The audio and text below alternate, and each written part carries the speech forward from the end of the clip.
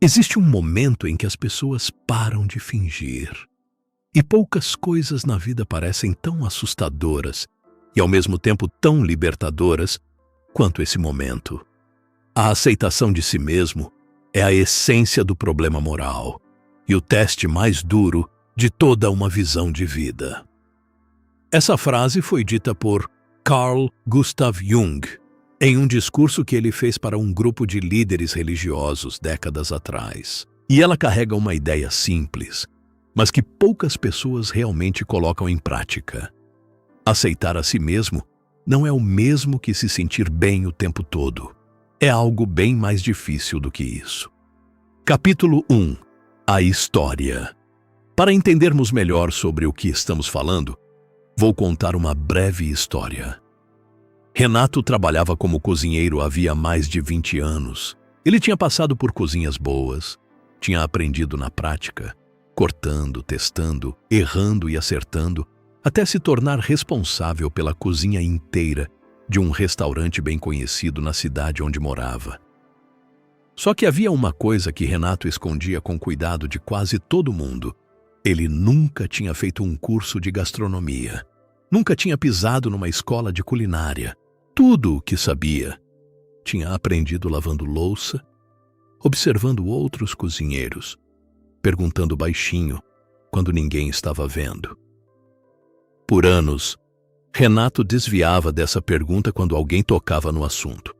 Se um cliente perguntava onde ele tinha estudado, ele mudava de assunto rápido ou respondia de um jeito vago, só para não precisar admitir que não tinha diploma nenhum pendurado na parede. Ele tinha vergonha disso, mesmo sendo, sem dúvida, um dos cozinheiros mais talentosos que aquele restaurante já tinha tido. Um dia, um jovem aprendiz que tinha acabado de chegar na cozinha perguntou, sem rodeios, onde Renato tinha estudado. Renato sentiu o estômago apertar, do jeito que sempre sentia quando essa pergunta aparecia. Mas, por algum motivo que ele mesmo não soube explicar depois, ele resolveu simplesmente dizer a verdade. Eu nunca estudei em escola nenhuma. Aprendi tudo trabalhando.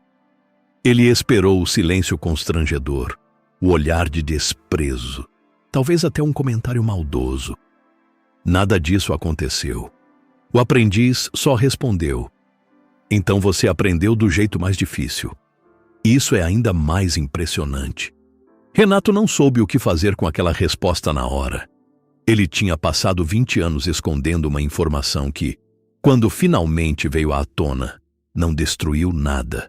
Pelo contrário, o respeito que o aprendiz sentiu por ele só aumentou. E foi ali, naquela cozinha, numa tarde comum de trabalho, que Renato entendeu uma coisa que vinha evitando havia 2 décadas.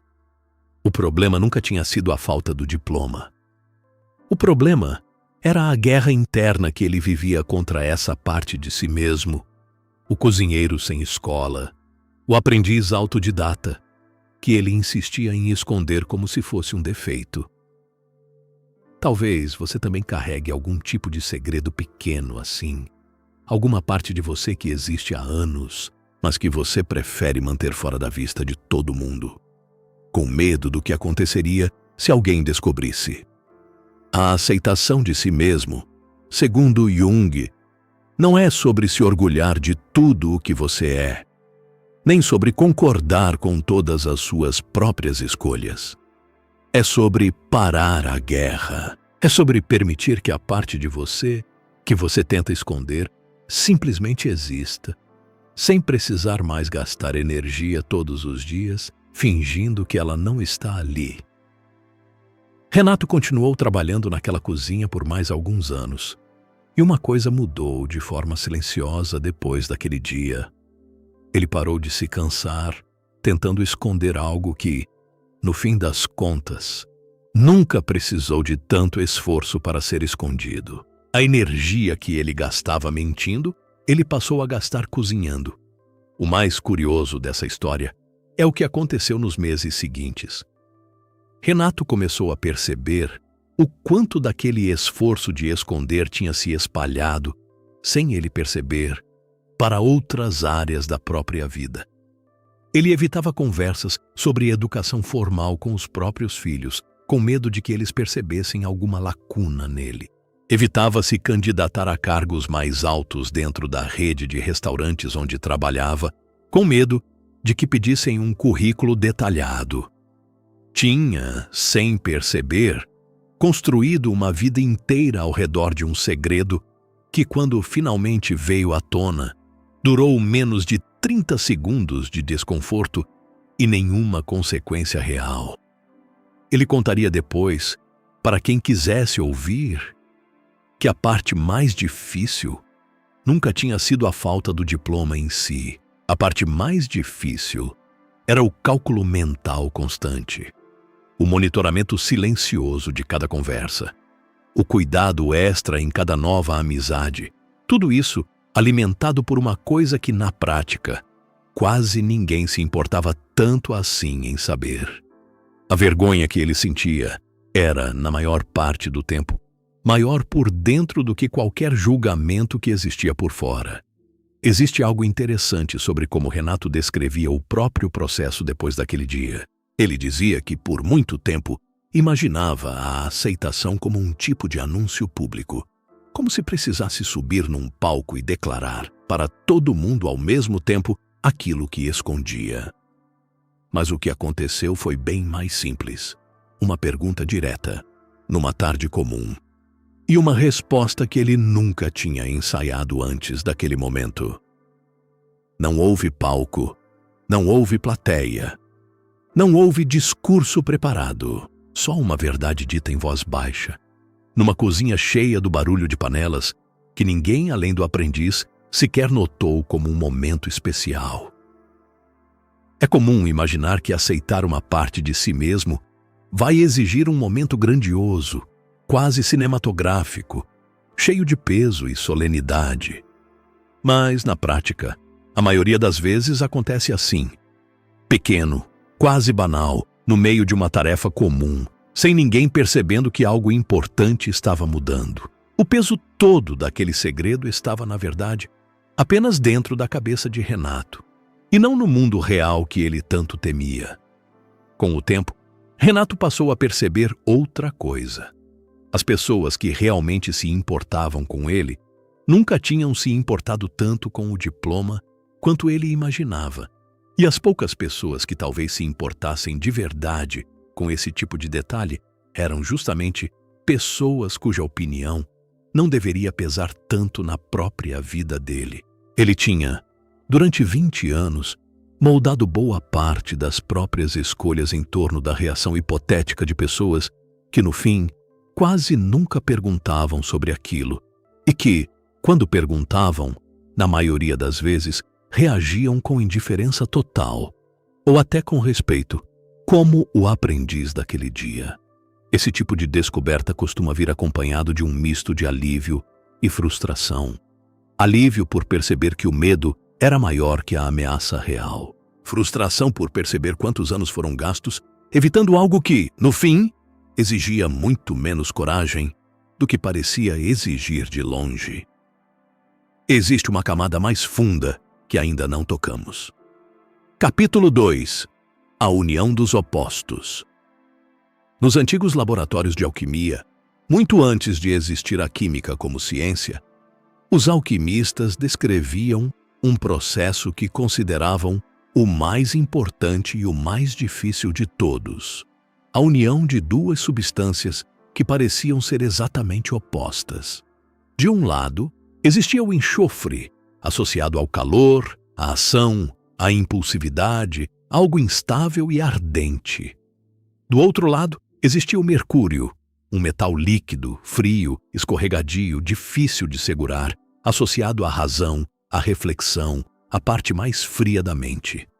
Os textos antigos descreviam esse encontro como um casamento, as núpcias químicas, em que essas duas substâncias tão diferentes precisavam ser fundidas juntas, dentro do mesmo recipiente, sob o mesmo fogo, para que algo novo pudesse nascer. O processo era considerado perigoso e imprevisível. Se o calor fosse forte demais, O enxofre dominava tudo e a mistura explodia em chamas descontroladas. Se o mercúrio fosse resfriado demais, ele simplesmente escapava, escorregava para fora do recipiente, e a fusão nunca acontecia.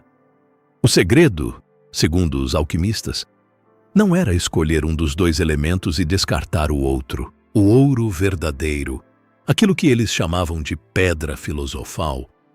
Só nascia quando as duas substâncias opostas se fundiam de verdade, cada uma cedendo um pouco da própria natureza para formar algo mais completo que qualquer uma delas sozinha. Essa é, talvez, a metáfora mais precisa que existe para entender o que significa se aceitar por inteiro. A maioria das pessoas tenta fazer o oposto do que os alquimistas ensinavam. Tenta pegar só a parte de si mesma que considera boa, aceitável, apresentável e queimar fora tudo o que considera ruim, vergonhoso ou impulsivo. Mas isso nunca produz ouro, produz só uma versão incompleta de alguém, sempre em guerra com a metade que foi descartada, sempre gastando energia para manter escondida a substância que insiste em voltar. Aceitar-se por inteiro é permitir que o enxofre e o mercúrio existam dentro do mesmo recipiente. É permitir que a parte impulsiva conviva com a parte racional, que o desejo conviva com o dever, que a raiva conviva com a compaixão, sem que uma precise expulsar a outra para fora do próprio corpo. É um processo que exige calor, que exige desconforto e que muitas vezes parece, por dentro, com um pequeno caos controlado. Mas é exatamente esse caos controlado que, com o tempo, revela um metal mais valioso do que qualquer uma das duas substâncias originais.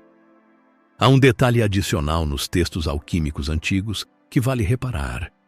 Eles descreviam essa fusão como um processo que precisava ser repetido várias vezes, nunca acontecendo de uma vez só. O material era aquecido, resfriado, aquecido de novo, numa sequência de ciclos que os alquimistas chamavam de circulação. Achavam que uma única tentativa de fusão nunca era suficiente e que o verdadeiro ouro só aparecia depois de vários ciclos de calor e repouso, cada um refinando um pouco mais a mistura anterior. Isso combina com algo que a experiência de qualquer pessoa costuma confirmar. Aceitar-se por inteiro raramente acontece numa única decisão definitiva. É mais parecido com um ciclo que se repete, às vezes de forma dolorosa, outras vezes de forma quase imperceptível. Cada repetição revelando uma camada um pouco mais clara do que antes estava escondida sob o calor e a confusão do processo. Os alquimistas também acreditavam em algo curioso sobre a cor que a mistura assumia em cada fase do processo. No início, era escura, quase preta, o momento que chamavam de nigredo, quando tudo parecia estar em decomposição, sem forma nenhuma. Depois, vinha uma fase esbranquiçada, o albedo, em que a mistura começava a clarear, mas ainda estava longe do resultado final. Só depois de atravessar essas duas fases, a escuridão completa e a claridade ainda incompleta, é que surgia o dourado, a fase final chamada de rubedo.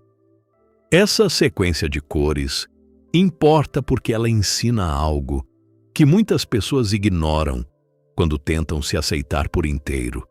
Não existe atalho direto da escuridão para o ouro. Existe uma fase intermediária, incômoda, em que as coisas parecem estar melhorando, mas ainda não parecem resolvidas. Ainda não tem o brilho dourado que se espera no final. Quem desiste durante essa fase intermediária, achando que a mistura não está dando certo, perde justamente o momento em que o processo mais precisa de continuidade para chegar à fase final. Muitas pessoas, ao tentarem se aceitar por inteiro pela primeira vez, esperam sentir imediatamente algo parecido com alívio total, com um brilho dourado de autoconfiança instantânea.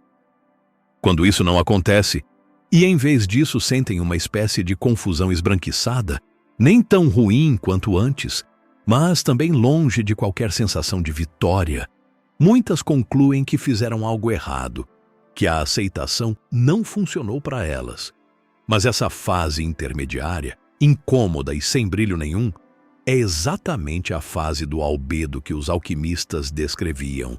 Nem mais a escuridão total do início, nem ainda o ouro do final. Apenas uma transição necessária, que exige paciência para ser atravessada até o fim. Um detalhe pouco conhecido sobre esses antigos textos alquímicos é que muitos deles eram escritos de propósito em linguagem cifrada, cheia de símbolos que só faziam sentido para quem já tinha passado pelo próprio processo. Um alquimista experiente, lendo essas páginas, via ali um mapa preciso. Um leitor comum via apenas poesia estranha sobre metais e dragões. Isso, de certa forma, também se aplica à experiência de aceitação. Quem já atravessou o próprio processo de integrar partes difíceis de si mesmo, reconhece, em histórias como essa, um mapa reconhecível. Quem ainda não passou por isso, pode ouvir a mesma história e enxergar só uma metáfora bonita, sem perceber ainda o quanto ela descreve, com precisão, algo que um dia também vai viver. Mas há um mecanismo que a maioria nunca chega a ver. Capítulo 3. A rede debaixo da terra. Em uma floresta comum, as árvores parecem estar competindo entre si. Cada uma estica os próprios galhos na direção da luz, tentando crescer mais alto que a vizinha, tentando garantir a maior fatia possível de sol. Vista de cima, uma floresta parece um campo de batalha silencioso, onde cada árvore luta sozinha pela própria sobrevivência. Mas essa imagem, olhada só por cima, esconde algo que a ciência descobriu com mais clareza nas últimas décadas. Debaixo da terra, as raízes dessas mesmas árvores estão conectadas por uma vasta rede de fungos microscópicos, chamada de micélio. Essa rede se espalha por quilômetros, ligando raízes de árvores diferentes até de espécies diferentes, permitindo que nutrientes, água e até sinais de alerta sobre pragas e doenças circulem de uma árvore para outra. Uma árvore mais velha e forte, que recebe mais sol, pode enviar nutrientes através dessa rede para uma árvore jovem, a sombra, que sozinha não sobreviveria. As árvores que parecem competir lá em cima, na verdade se sustentam mutuamente lá embaixo. Essa descoberta da natureza serve como uma metáfora poderosa para algo que acontece dentro da mente humana. Muitas vezes, sentimos que partes de nós mesmos estão em guerra.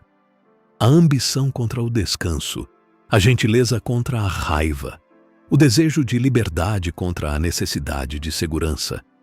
Vistas de cima, parecem forças opostas competindo pelo mesmo espaço, como as árvores competindo pela luz. Mas assim como a floresta, é bem possível que essas partes que parecem competir estejam, na verdade, conectadas por uma rede mais profunda, alimentando-se mutuamente de formas que a consciência ainda não conseguiu enxergar. A pessoa que sente raiva, muitas vezes, é a mesma pessoa capaz da maior gentileza, porque as duas coisas nascem da mesma raiz, a capacidade de sentir profundamente. A pessoa que deseja liberdade e a pessoa que busca segurança não são inimigas dentro de você. São duas árvores da mesma floresta interna, ligadas por baixo da terra, ainda que pareçam disputar espaço por cima dela. Aceitar-se por inteiro significa parar de tentar arrancar uma dessas árvores pela raiz, na esperança de que só a outra sobreviva. Significa reconhecer que a rede que sustenta as duas é a mesma, e que cortar uma acaba enfraquecendo o solo de onde a outra também se alimenta. Existe outro detalhe curioso sobre essa rede de micélio que vale mencionar. Ela também transmite sinais de alerta. Quando uma árvore é atacada por um inseto, ela consegue enviar, através dessa mesma rede subterrânea, um aviso químico para as árvores vizinhas, que passam a produzir substâncias de defesa antes mesmo de serem atacadas. A dor de uma árvore, nesse sistema, não fica isolada. Ela se transforma em informação útil para toda a floresta.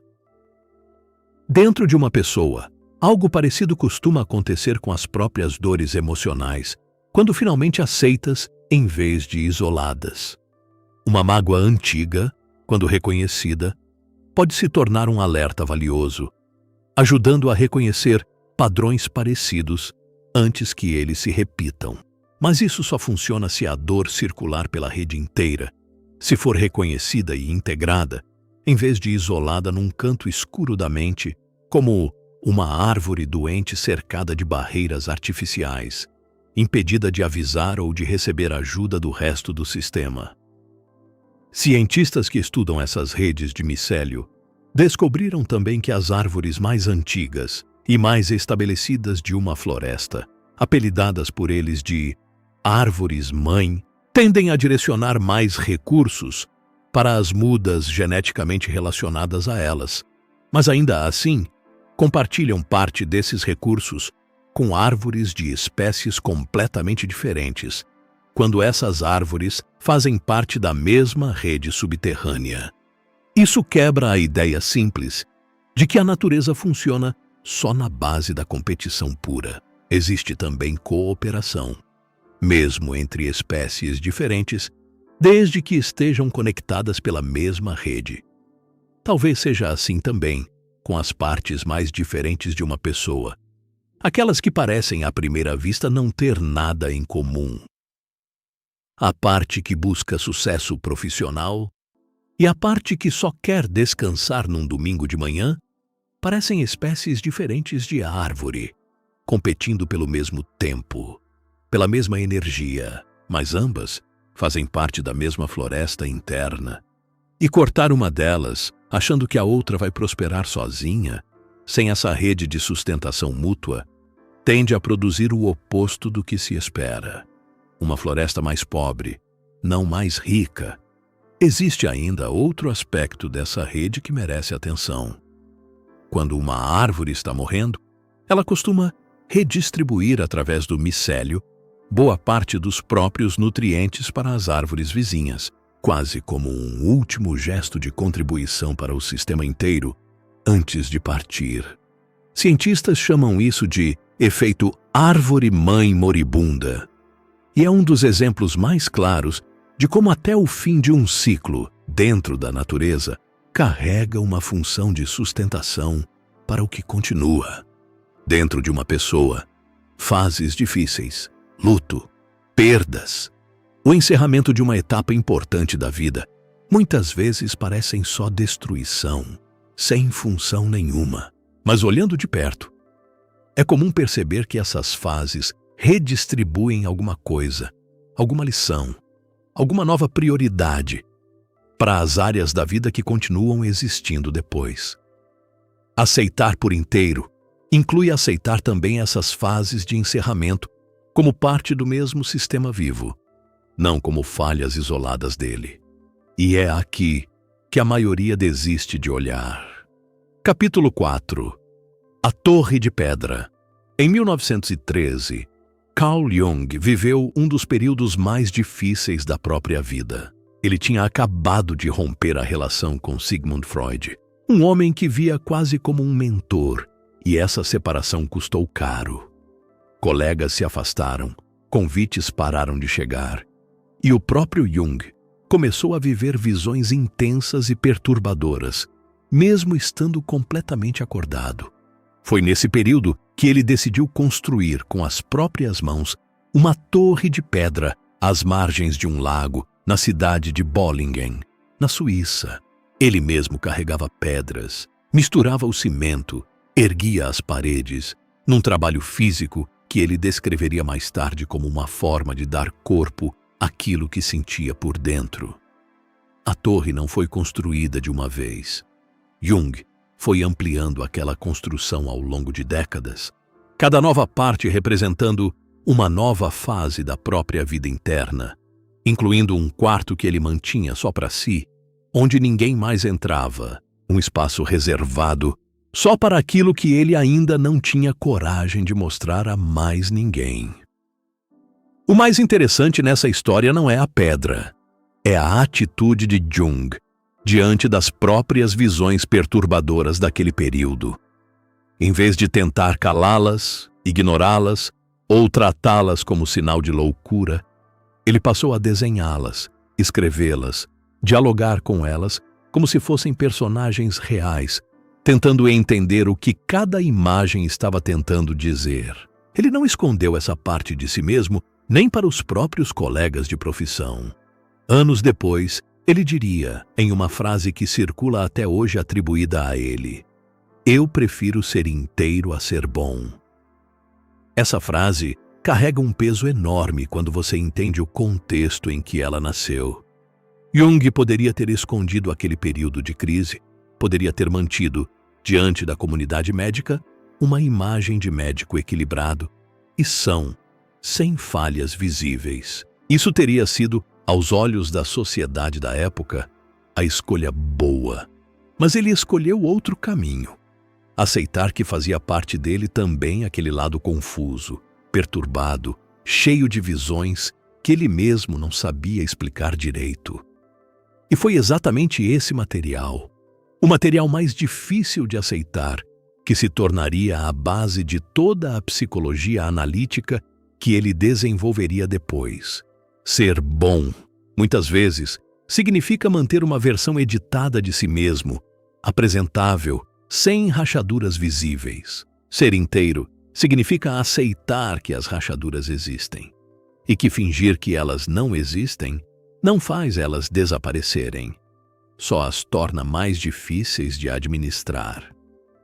Existe um detalhe adicional sobre essa torre que ajuda a entender melhor esse período. Jung fez questão de que a construção não seguisse um projeto único, definido antes de começar. Cada nova ala era acrescentada conforme ele sentia necessidade, sem planejamento arquitetônico tradicional, o que fazia a torre parecer, aos olhos de fora, meio desorganizada, com partes que não combinavam perfeitamente entre si. Anos depois, ele diria que aquela construção representava exatamente isso. A mente humana também não cresce de forma organizada e simétrica. Ela cresce em partes, cada uma respondendo a uma necessidade diferente de um momento diferente da vida. E tentar forçar uma simetria perfeita nessa construção interna costuma custar mais do que aceitar as partes desiguais que a compõem. Há também um detalhe pouco lembrado sobre esse período. Jung continuou atendendo pacientes durante toda essa fase de confusão interna, sem interromper o próprio trabalho. Ele não esperou se curar completamente da própria crise para seguir ajudando outras pessoas. Aprendeu na prática a conviver com o próprio processo em andamento enquanto seguia vivendo e trabalhando, o que reforça uma ideia central desse tema. Aceitar-se por inteiro não significa esperar terminar de resolver tudo antes de continuar vivendo a própria vida. Um detalhe curioso sobre a torre é que Jung esculpiu, com as próprias mãos, símbolos e frases em algumas das pedras da construção, incluindo uma pedra específica em que gravou uma frase em latim que falava sobre a presença constante do frio e do calor, do bem e do mal, dentro de qualquer processo de transformação verdadeira. Ele não escondeu essas inscrições. Elas ficaram visíveis, expostas a qualquer visitante que passasse por ali. Era como se ele quisesse deixar registrado em pedra algo que sua própria vida vinha provando, que a transformação verdadeira exige aceitar os dois lados de qualquer processo, não só o lado confortável. Décadas depois, quando perguntado sobre aquele período difícil de 1913, Jung diria que, olhando para trás, considerava aqueles anos os mais importantes de toda a própria carreira, não apesar da confusão que viveu, mas por causa dela. Ele não teria chegado às descobertas que fez se tivesse escondido, reprimido ou ignorado aquelas visões perturbadoras. Foi justamente encarando de frente o material mais desconfortável da própria mente que ele conseguiu construir a base teórica que viria a ajudar milhares de outras pessoas depois dele. É interessante notar que Jung não recomendava que todo mundo passasse por uma crise tão intensa quanto a que ele viveu. Ele reconhecia que aquele período específico tinha sido extremo e que boa parte das pessoas conseguiria integrar as próprias sombras sem precisar atravessar visões tão perturbadoras quanto as dele. O que ele defendia, de forma mais ampla, era o princípio por trás da experiência. Que evitar olhar para o próprio material difícil raramente evita o problema. Apenas o adia, muitas vezes tornando-o maior do que seria se enfrentado antes. A torre em Bollingen ainda existe hoje, mantida por descendentes da família Jung, e recebe visitantes interessados em compreender melhor a vida do próprio autor. Quem visita o lugar costuma descrever uma sensação de simplicidade rústica, longe do luxo que se poderia esperar de alguém tão influente. Era, e continua sendo, um espaço construído para um propósito específico. Dar corpo físico a um processo interno que, de outra forma, teria ficado apenas na mente, sem lugar nenhum no mundo real para se manifestar. Existe um paralelo interessante entre essa torre e a própria vida de qualquer pessoa comum. Raramente, alguém constrói de forma consciente um lugar físico para representar o próprio processo interno. Mas é comum, sem perceber, que certos objetos, certos cômodos da própria casa, certos hábitos silenciosos, acabem cumprindo essa mesma função, guardando de forma simbólica aquilo que ainda não foi totalmente processado por dentro. Uma gaveta nunca aberta, uma caixa de fotos antigas guardada no fundo do armário, um caderno de anotações que ninguém mais lê, tudo isso pode funcionar como pequenas torres pessoais, versões domésticas e despretensiosas do mesmo gesto que Jung fez em escala maior às margens daquele lago suíço. Falta uma peça, a mais desconfortável de todas. Capítulo 5. O curador ferido. Na antiga mitologia grega, existe uma figura estranha entre os centauros. Metade homens, metade cavalos, geralmente descritos como criaturas selvagens e violentas. O nome dele era Quiron, e ele era completamente diferente dos outros centauros. Sábio, gentil, mestre em medicina, em música, em artes de cura que ninguém mais dominava. Quiron ensinou muitos dos maiores heróis da mitologia grega, incluindo Aquiles, transmitindo a eles conhecimentos de cura, de estratégia e de caráter. Mas havia algo em Quiron que o tornava ainda mais especial. Ele carregava uma ferida que nunca cicatrizava. Em uma disputa acidental, ele tinha sido atingido por uma flecha envenenada, e mesmo sendo imortal, aquela ferida nunca sarava, causando a ele uma dor constante pelo resto da existência. O mais impressionante da história de Quiron não é a ferida em si, é o que ela representa. Ele, que carregava uma dor que nunca teve cura, se tornou justamente o maior curador de sua época, aquele a quem todos recorriam quando precisavam de ajuda para tratar as próprias feridas. Ele não esperou sarar por completo para começar a ajudar os outros. Ele aceitou viver com a própria dor, e foi exatamente esse convívio com o próprio sofrimento que o tornou capaz de compreender, com mais profundidade do que qualquer outro, a dor de quem procurava por ele. Essa figura, que os estudiosos de mitologia e psicologia chamam de curador ferido, representa uma ideia central para entender o que é a aceitação de verdade. A maioria das pessoas acredita que só pode ajudar os outros, ou só pode se considerar certa o suficiente depois de resolver completamente as próprias dores, depois de curar toda ferida, apagar toda cicatriz. Mas Chiron ensina o contrário. A sabedoria mais profunda muitas vezes nasce exatamente do convívio com uma dor que nunca desaparece por completo, não da negação dela. Aceitar-se por inteiro não significa esperar ficar livre de toda fraqueza para finalmente se permitir existir em paz. Significa aceitar carregar a própria ferida, sem deixar que ela defina tudo o que você é e sem esperar que ela assuma por completo antes de você se permitir viver, ajudar, amar ou simplesmente seguir em frente. Há uma parte da história de Chiron que costuma passar despercebida. Ele não escondia a própria ferida dos alunos que ensinava.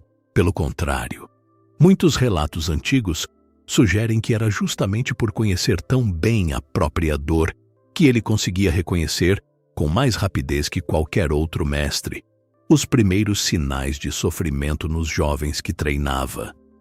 Ele não precisava fingir força o tempo todo para ser respeitado. Sua autoridade vinha exatamente do fato de que ele nunca escondeu a própria fragilidade, e isso, paradoxalmente, o tornava ainda mais confiável aos olhos de quem procurava ajuda. Existe uma diferença importante entre alguém que finge estar curado e alguém que aceita conviver com uma ferida enquanto segue vivendo. O primeiro gasta energia constante mantendo a máscara. O segundo pode usar essa mesma energia para, como Chiron, transformar a própria experiência de dor em compreensão profunda sobre a dor alheia. Há um detalhe adicional na mitologia sobre Chiron que aprofunda ainda mais essa ideia. Sendo imortal, ele não podia simplesmente morrer para se livrar da dor constante da própria ferida.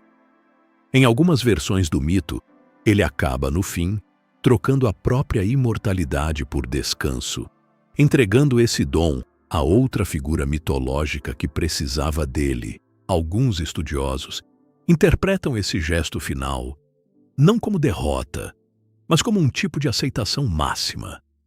Chiron não precisou vencer a própria ferida para ser considerado completo.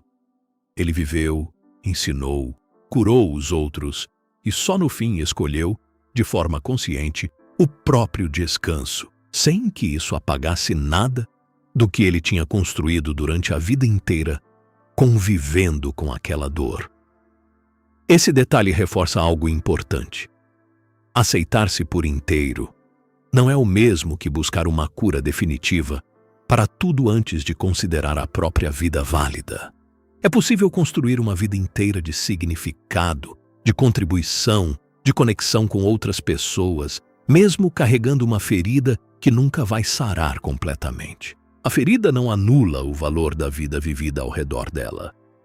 O nome de Chiron, inclusive, deu origem ao termo médico quironomia, relacionado à arte de curar através das mãos, e também inspirou o nome dado, muito mais tarde, a um pequeno planeta descoberto entre Saturno e Urano, batizado justamente de Quiron, associado, na astrologia moderna, ao tema das feridas que carregamos e da forma como aprendemos a transformar essas feridas em sabedoria para ajudar outras pessoas. Independente de qualquer crença astrológica, o próprio fato de esse nome ter atravessado tantos séculos, sendo reaproveitado repetidamente como símbolo do mesmo tema, mostra o quanto essa ideia ressoa profundamente na experiência humana, através de diferentes culturas e diferentes épocas. A imagem de Quiron, ensinando os maiores heróis gregos, apesar da própria dor constante, continua sendo usada até hoje, em contextos totalmente diferentes da mitologia original. Sempre que alguém precisa explicar como o sofrimento pessoal pode, quando aceito e não escondido, se transformar em uma fonte real de ajuda para os outros, sem que isso exija que a própria dor desapareça primeiro. Existe uma camada mais funda que ainda não tocamos. Capítulo 6. Quando a intuição parece trair. Existe um tipo de momento que muita gente já viveu. Aquele em que a própria intuição parece ter apontado na direção errada. Uma decisão que parecia certa por dentro, mas que, olhando para trás, parece ter sido só um erro de leitura da própria mente. Um sentimento forte, quase certeza, que depois se revela equivocado. Esses momentos costumam deixar uma sensação incômoda, quase de traição, como se a própria intuição não fosse confiável. Jung escreveu algo que ajuda a entender esse tipo de experiência de outro jeito. Todos carregam uma sombra. E quanto menos ela é reconhecida na vida consciente de alguém, mais escura e mais densa ela se torna. O que essa frase revela é que boa parte daquilo que sentimos como intuição equivocada não é, na verdade, um erro de leitura do mundo lá fora. É um sinal vindo de uma parte de nós mesmos que ainda não foi reconhecida e que por isso se comunica de forma confusa, disfarçada, quase irreconhecível. Quando alguém toma uma decisão movida por um sentimento forte e depois se arrepende, é comum culpar a intuição inteira, dizer que ela não presta, que não se pode confiar nela. Mas Jung sugeriria outra leitura. Talvez aquela decisão não tenha vindo de uma intuição clara, e sim de uma sombra ainda não reconhecida, um medo escondido, uma carência não admitida, uma raiva antiga que se disfarçou de certeza. A intuição verdadeira, segundo essa visão, fica mais clara exatamente na medida em que a pessoa reconhece e aceita as próprias partes escondidas, porque quanto menos sombra sem nome existe dentro de alguém, menos essa sombra interfere disfarçada nas decisões da vida, desperta. Isso muda a pergunta que a maioria faz depois de um arrependimento. Em vez de perguntar, por que minha intuição me enganou? A pergunta mais útil seria, que parte de mim, ainda não reconhecida, pode ter influenciado essa escolha, escondida atrás de um sentimento que parecia certeza? Essa pergunta não busca um culpado, busca compreensão, e é exatamente esse tipo de compreensão que compõe boa parte do que significa se aceitar por inteiro. Reconhecer que até os próprios erros carregam pistas sobre partes de si mesmo que ainda pedem para ser vistas. Existe um padrão comum nesse tipo de situação que vale reparar com atenção. Quanto mais alguém insiste que sempre toma decisões erradas, guiadas pela intuição, mais provável é que exista, escondida, uma sombra específica, repetindo o mesmo tipo de interferência, disfarçada de sentimento diferente a cada vez. Uma pessoa que repetidamente confia demais em quem não merece confiança pode estar, sem perceber, projetando no outro uma necessidade antiga de ser resgatada, uma carência que se disfarça de conexão instantânea. Uma pessoa que repetidamente desconfia sem motivo real de quem realmente merece confiança pode estar projetando um medo antigo de abandono, disfarçado de cautela racional. Nos dois casos, o problema nunca foi a intuição em si, foi a sombra não reconhecida, sussurrando através dela. E o caminho para uma intuição mais clara não é desconfiar de todo sentimento forte, é conhecer, cada vez melhor, quais sombras específicas ainda moram dentro de si, para conseguir diferenciar, com mais precisão, quando um sentimento vem de percepção real e quando vem só de um padrão antigo repetindo a própria dança. Existe uma forma prática de começar a diferenciar essas duas fontes de sentimento, embora nenhuma fórmula seja perfeita.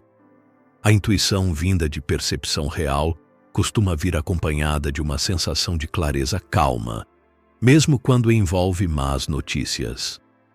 Já a intuição contaminada por uma sombra não reconhecida, costuma vir acompanhada de urgência, de uma necessidade quase desesperada de agir imediatamente, como se qualquer pausa para reflexão pudesse estragar tudo. Essa urgência excessiva é, muitas vezes, a própria sombra, tentando evitar que a razão consciente tenha tempo de examinar o que está por trás daquele sentimento tão forte.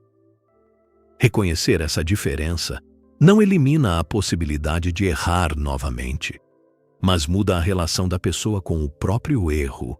Em vez de tratar cada decisão equivocada como prova de que a intuição não presta, ela passa a ser tratada como um mapa, apontando exatamente para a sombra específica que ainda precisa ser mais bem compreendida. Vale notar também que esse processo de diferenciação não acontece de uma vez, nem com perfeição total. Mesmo pessoas que dedicam anos ao próprio autoconhecimento continuam de vez em quando confundindo urgência com clareza. Continuam sendo de vez em quando guiadas por sombras que ainda não reconheceram por completo. A diferença não está em nunca mais errar, está em reconhecer o erro com mais rapidez e em usar cada equívoco como uma nova pista sobre partes de si mesmo que ainda seguem parcialmente escondidas.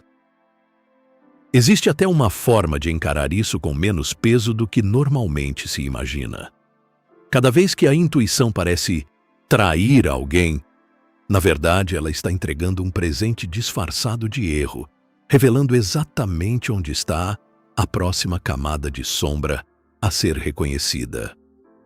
Quem trata esses momentos como fracasso perde a chance de usar essa informação. Quem trata como revelação, mesmo que dolorosa, aos poucos vai reconhecendo cada vez mais claramente a diferença entre o sentimento que vem da percepção real e o que vem apenas do eco de uma sombra antiga.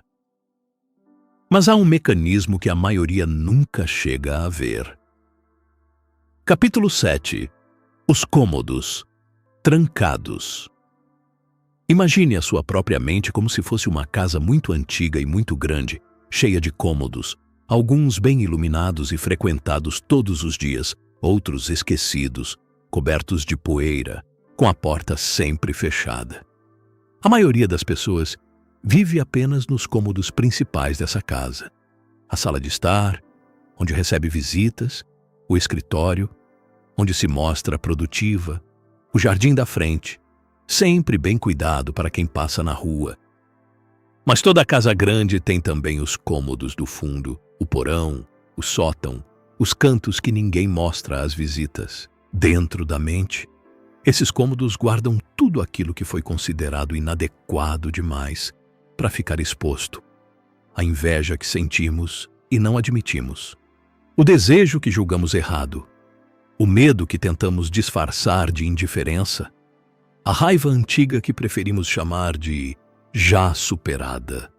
Esses cômodos não desaparecem só porque a porta está fechada. Eles continuam ali, existindo, às vezes até crescendo na escuridão, exatamente porque ninguém entra para arejar o espaço. Aceitar-se por inteiro é, em boa parte, um processo de percorrer essa casa por completo, incluindo os cômodos que preferimos manter trancados.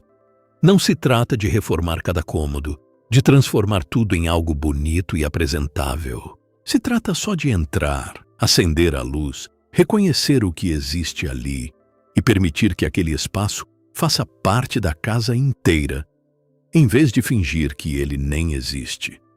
Muita gente vive décadas evitando certos corredores da própria mente, dando a volta, fingindo que aquela ala da casa nem faz parte da construção. Mas uma casa incompleta, por mais bonita que seja a parte visível dela, nunca é uma casa inteira.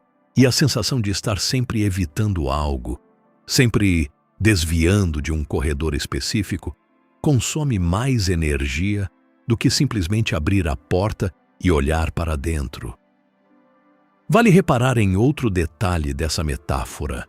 Os cômodos trancados de uma casa, mesmo fechados, ainda fazem parte da estrutura do imóvel inteiro. O telhado que cobre o cômodo esquecido é o mesmo telhado que cobre a sala de estar iluminada. As fundações que sustentam o quarto escondido são as mesmas que sustentam o resto da construção. Isso significa que qualquer rachadura ignorada num cômodo esquecido, com o tempo, pode comprometer a estrutura de toda a casa, mesmo das partes que parecem estar bem cuidadas. É por isso que tantas pessoas relatam uma sensação estranha de instabilidade em áreas da vida que, à primeira vista, pareciam sólidas, como o trabalho ou os relacionamentos mais próximos, sem conseguir identificar de onde vem essa instabilidade. Muitas vezes, a rachadura não está ali, na parte visível. Está em algum cômodo trancado há anos, cuja umidade foi silenciosamente se espalhando pelas paredes vizinhas, sem que ninguém tivesse coragem de abrir aquela porta específica para verificar. Vale reparar também que nem todo cômodo trancado guarda algo assustador. Alguns guardam apenas coisas esquecidas, sem uso, empoeiradas, mas inofensivas. Um talento antigo que a pessoa abandonou, um sonho de infância que ficou de lado, uma versão mais brincalheira de si mesma que foi guardada quando a vida adulta pareceu exigir seriedade demais. Aceitar-se por inteiro também significa reabrir esses cômodos mais leves, não só os pesados, porque parte da sensação de incompletude que tantas pessoas sentem vem exatamente da falta desses espaços mais leves, que também fazem parte da casa inteira. Uma casa que só usa os cômodos sérios e mantém trancados tanto os quartos pesados quanto os quartos leves, acaba se tornando um lugar estranhamente vazio de se viver, mesmo bem organizado. A aceitação de si mesmo por inteiro pede a reabertura de todos os cômodos, os difíceis e os simplesmente esquecidos, para que a casa volte a ser habitada em toda a sua extensão. Há uma última observação sobre essa metáfora que vale mencionar. Nenhuma casa antiga, por mais bem cuidada que seja, fica livre de manutenção depois de reaberta. Abrir um cômodo trancado há anos não significa que ele estará automaticamente limpo, organizado, pronto para uso imediato. Muitas vezes, é preciso tirar a poeira acumulada, consertar uma dobradiça enferrujada, deixar entrar luz e ar aos poucos, antes que aquele espaço volte a fazer parte confortável do restante da casa.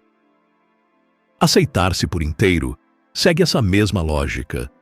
Abrir a porta é só o primeiro passo, e o processo de habitar de verdade aquele cômodo redescoberto costuma levar mais tempo do que o simples ato de virar a chave.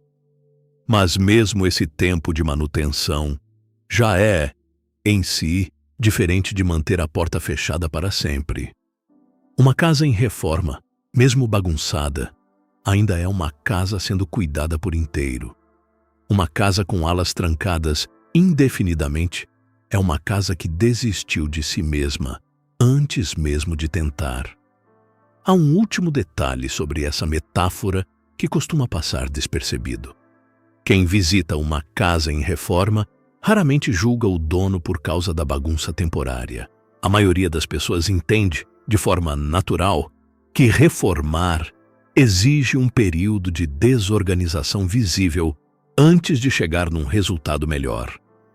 Mas quando o assunto é a própria mente, muita gente se cobra, como se qualquer sinal visível de reforma em andamento fosse motivo de vergonha, em vez de ser reconhecido como parte normal e até necessária de qualquer processo real de mudança. E é aqui que a maioria desiste de olhar. Capítulo 8. O que os sonhos repetem? Existem alguns sonhos que se repetem em praticamente todas as culturas do mundo, independente de época, de idioma, de lugar. Cair em um vazio sem fim, perder os dentes um por um, estar paralisado, tentando se mexer ou gritar, sem conseguir. Esses sonhos aparecem com tanta frequência em pessoas tão diferentes entre si que a psicologia analítica os trata como símbolos quase universais, ligados a temas profundos da experiência humana, não a detalhes específicos da vida de cada sonhador. O sonho de cair costuma estar ligado à sensação de perder o controle sobre algo importante da própria vida, algo que sustentava a pessoa e que, de repente, parece desaparecer debaixo dos pés. O sonho de perder os dentes costuma estar ligado ao medo de perder poder, força, ou até a própria identidade, especialmente em fases de grande transição. E o sonho de ficar paralisado, incapaz de se mover ou de gritar, costuma representar o medo de ser visto de verdade, sem conseguir reagir a isso. Uma espécie de exposição total contra a própria vontade. Existe um fio que liga os três sonhos, mesmo sendo tão diferentes entre si. Todos giram em torno do medo de perder controle diante de algo maior que a própria vontade consciente.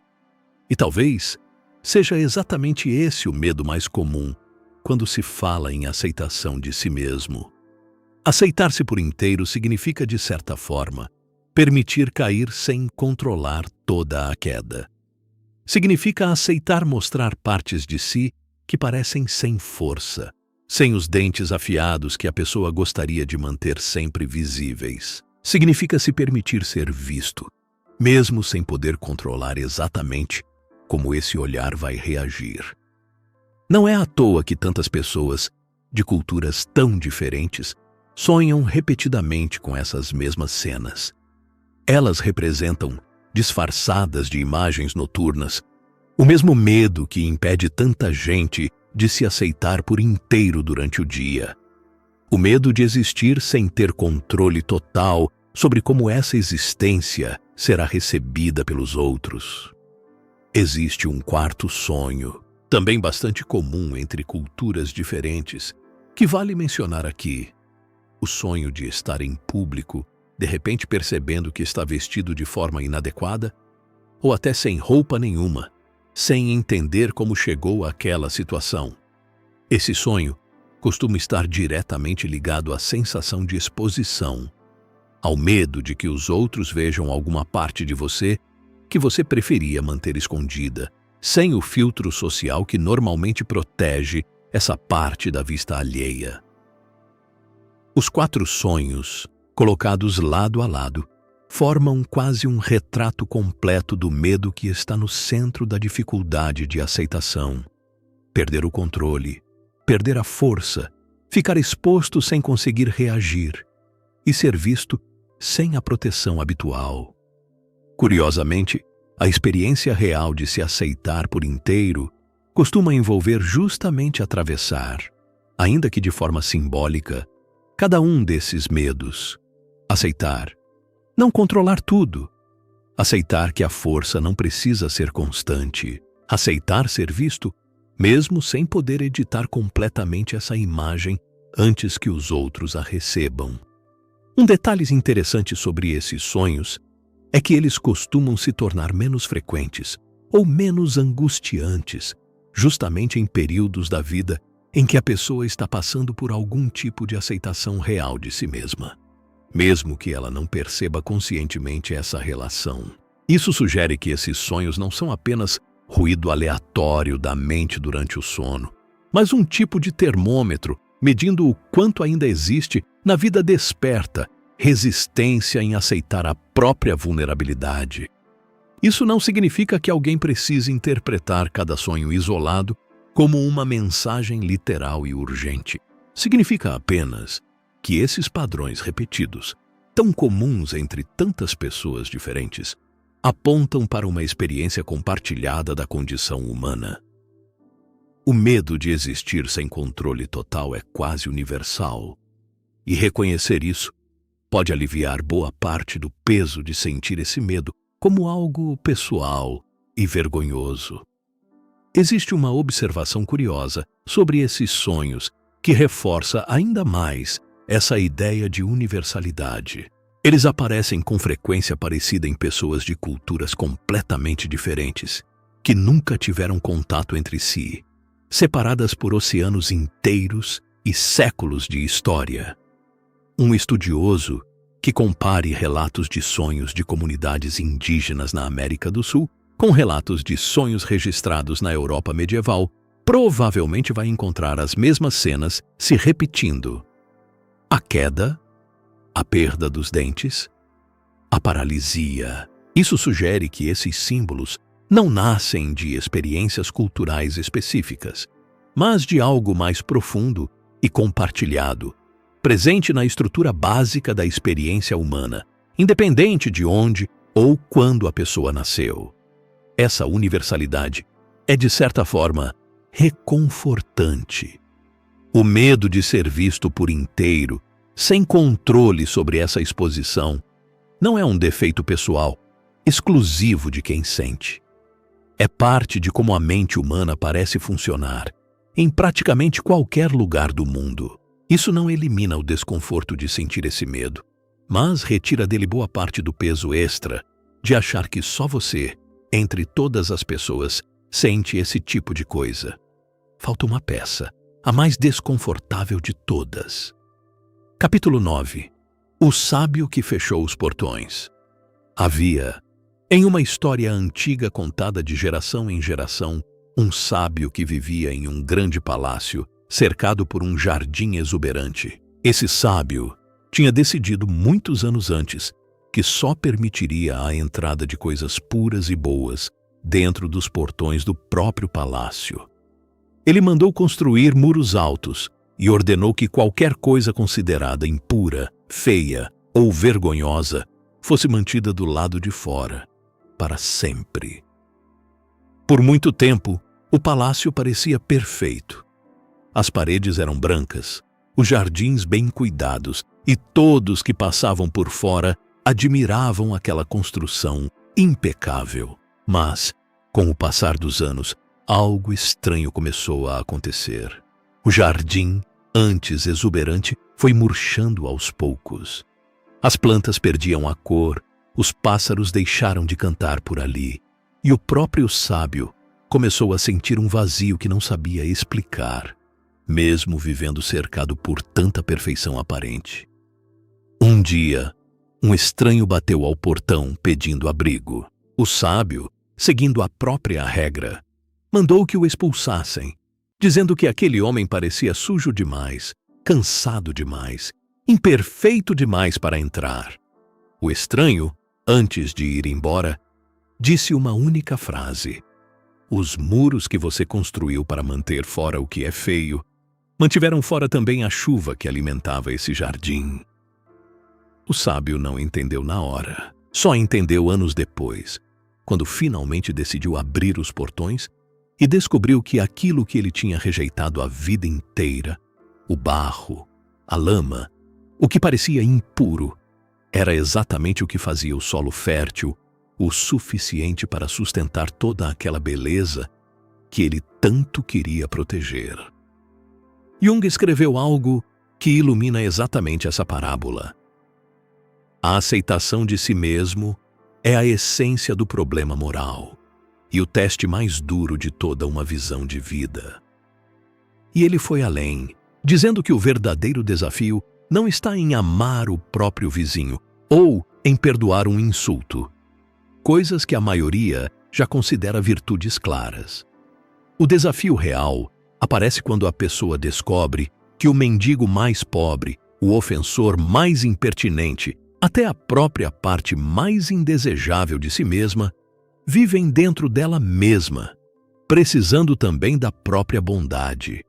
O sábio da história tentou manter o próprio palácio bom, expulsando tudo que parecia ruim, mas foi só quando ele aceitou que precisava também daquilo que rejeitava que o jardim voltou a florescer de verdade.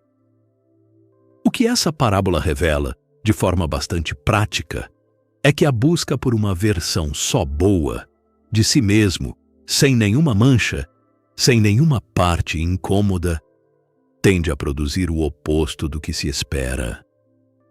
Em vez de uma vida mais plena, produz um vazio silencioso, disfarçado de perfeição.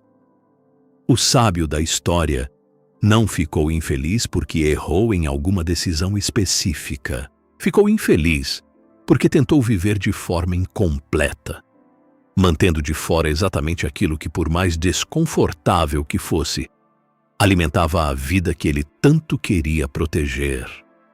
Esse tipo de muro, construído por tantas pessoas ao longo da vida, raramente é feito de pedra visível. É feito de pequenas recusas diárias. A recusa em admitir um ciúme, a recusa em reconhecer uma inveja, a recusa em aceitar que uma raiva antiga ainda existe. Cada uma dessas recusas parece pequena isoladamente, mas juntas formam exatamente o mesmo tipo de muro que isolou o palácio do sábio da própria chuva que ele precisava para sobreviver.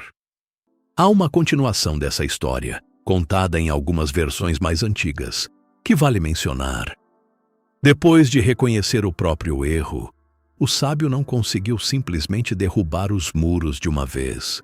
Levou anos, pedra por pedra, removendo lentamente aquilo que ele mesmo tinha construído durante décadas. E, curiosamente, ele descobriu que algumas dessas pedras, reaproveitadas de outro jeito, serviam para construir bancos no jardim, caminhos de pedra entre as flores, pequenos muros baixos que organizavam os canteiros sem isolar tudo do resto do mundo. As mesmas pedras que antes serviam para excluir passaram a servir para organizar, sem separar por completo. Isso sugere algo importante. Aceitar aquilo que antes era rejeitado não significa que tudo precisa ficar solto e sem nenhuma forma. É possível dar uma nova função para as mesmas partes de si mesmo que antes pareciam precisar ser expulsas, transformando o que antes era barreira em estrutura útil, sem repetir o erro de isolar completamente aquilo que, no fundo, sempre fez parte do mesmo jardim. O sábio dessa história, nas versões mais completas que sobreviveram através dos séculos, passou o resto da própria vida recebendo visitantes de todos os tipos, sem mais filtrar quem podia ou não entrar pelos portões. Alguns eram de fato difíceis de acolher, chegavam sujos, cansados ou carregando histórias pesadas demais para ouvir sem desconforto. Mas o sábio, tendo aprendido a lição da própria chuva perdida, passou a entender que acolher essas visitas, mesmo desconfortáveis, era parte do mesmo princípio que mantinha o jardim vivo. Não significava aceitar qualquer coisa sem discernimento algum. Significava reconhecer que a vida, com todas as suas partes difíceis, precisa circular livremente para se manter fértil. Essa história, contada há tanto tempo, continua sendo repetida hoje, justamente porque descreve algo que cada geração parece precisar redescobrir por conta própria. Perfeição isolada não sustenta vida nenhuma. É a aceitação do que é imperfeito, difícil ou até vergonhoso que mantém qualquer sistema vivo, seja um jardim, uma casa ou uma pessoa inteira. Talvez o detalhe mais importante dessa parábola inteira seja o momento em que o próprio sábio, depois de anos vivendo atrás dos próprios muros, percebeu que ele mesmo tinha se tornado, aos próprios olhos, alguém incompleto demais para reconhecer. Ele tinha passado tanto tempo definindo o que era bom o suficiente para entrar no palácio, que se esqueceu de perguntar se ele mesmo, por dentro, ainda cabia nessa definição estreita. A lição final da história não é apenas sobre aceitar o outro que bate a porta.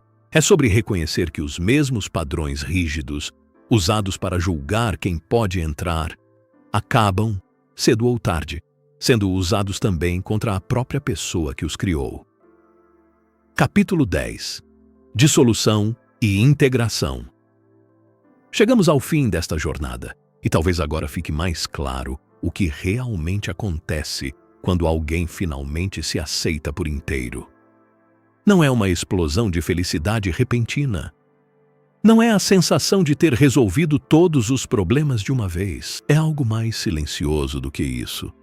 É o fim de uma guerra que muitas vezes durou anos, às vezes a vida inteira. Uma guerra travada contra partes de si mesmo que nunca pediram para ser expulsas, só para ser vistas.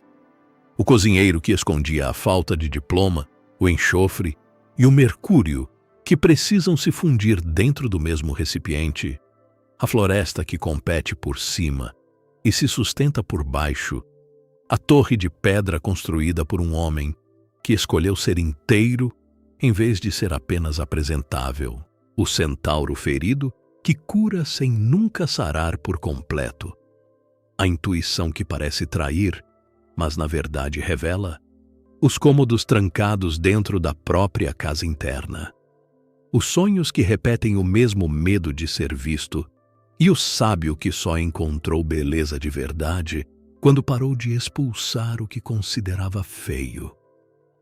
Todas essas histórias, vistas juntas, apontam para a mesma direção. Aceitação não é sobre gostar de tudo o que você é sobre parar de gastar a própria vida em guerra contra partes de si mesmo que, no fundo, só queriam fazer parte do todo. A sombra e a luz, dentro de cada pessoa, nunca foram inimigas de verdade.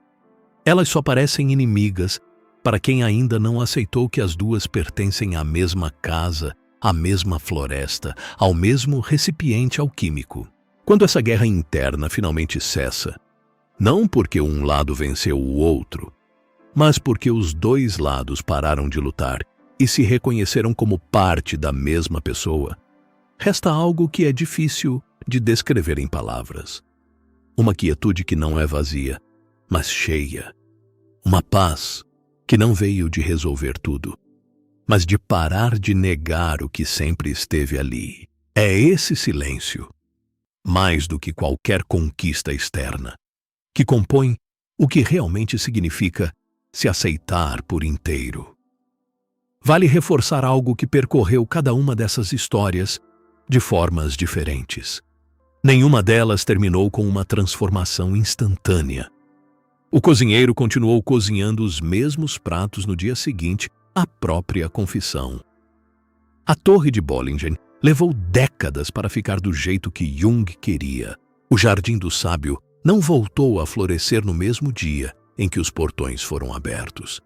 Levou tempo até que a chuva voltasse a alimentar aquele solo há tanto tempo seco. A aceitação de si mesmo raramente chega como um raio que muda tudo de uma vez. Ela chega como a chuva lenta, que aos poucos alimenta um solo que precisou de tempo para voltar a receber água depois de tanto tempo fechado. Se você chegou até aqui, talvez já reconheça, em algum lugar da própria vida, pelo menos um desses padrões, uma parte de si mesmo que ainda vive escondida, um cômodo que ainda está trancado, uma ferida que você ainda espera curar por completo antes de se permitir seguir em frente.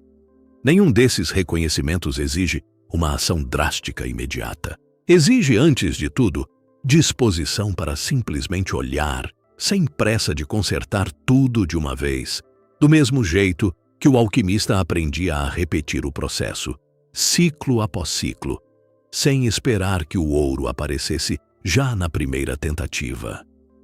Vale lembrar, mais uma vez, de cada uma das imagens que atravessamos ao longo deste arquivo.